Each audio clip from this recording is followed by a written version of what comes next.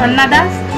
আর আমি তো যিশুগুরুর নাম করে মানে তো প্রথম খুব সুস্থ হয়েছি। আমার তো প্রথম যেমন ব্রেস্টে খুব ব্যথা ছিল, ডাক্তার দেখিয়েছে, তা ডাক্তারের এতে মানে 10-12 হাজার টাকাও খরচা হয়ে গেছে।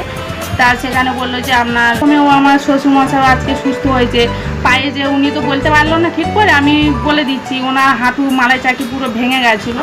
তা ডাক্তার বলেছে ওনাকে অপারেশন করতে হবে, 30 থেকে 40 হাজার টাকা খরচা।